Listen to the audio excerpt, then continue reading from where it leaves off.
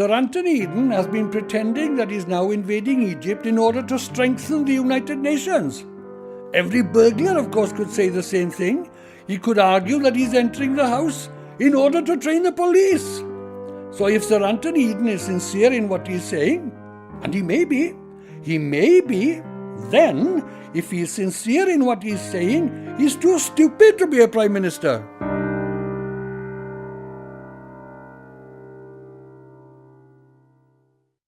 Aneurin Bevan opposed the invasion of Egypt in 1956. He knew then, decades before the disasters in Iraq and Afghanistan, that Britain had to cease being an imperial power. His priorities were peace and creating a civilised, caring, more equal society. Together with Llanelli MP Jim Griffiths, he was the founder of our welfare state, with its pensions, benefits and healthcare for all who needed them. Why did the post-war Labour government undertake such a bold, expensive programme of reforms at a time when Britain was almost bankrupt?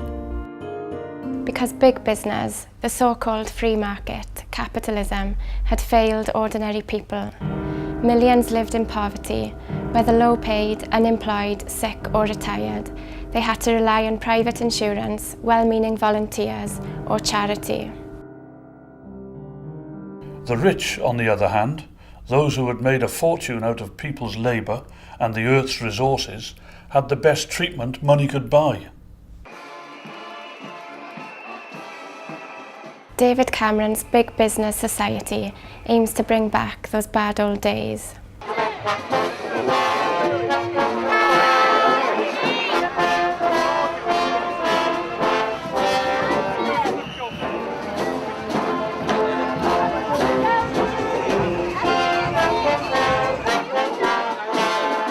Public and social services are being scrapped.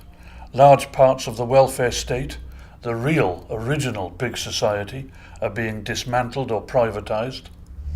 And this is being done when Britain is one of the wealthiest countries in the world.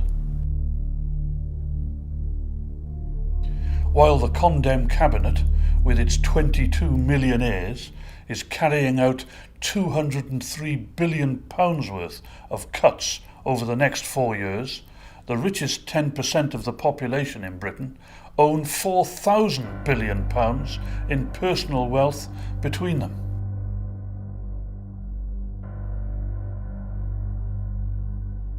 Many stash their cash in British overseas tax havens, switching it between bogus companies to avoid paying their fair share.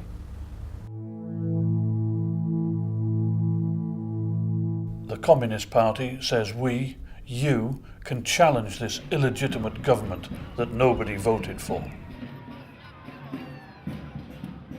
We need community campaigns and, if needs be, industrial action to save our public services.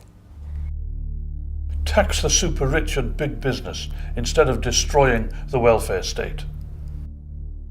Use the new powers of our National Assembly to reverse privatisation. Plan education, the environment, transport and economic development in the interests of the Welsh people and for future generations. Of course the National Assembly should have financial powers, just as community councils do. You have a second regional vote on Thursday, May the 5th. Join millions of people in France, Portugal, Greece, the Czech Republic, Russia, Cyprus, India, Brazil, South Africa. Vote for candidates who represent workers and their families, not the millionaires. Vote Communist.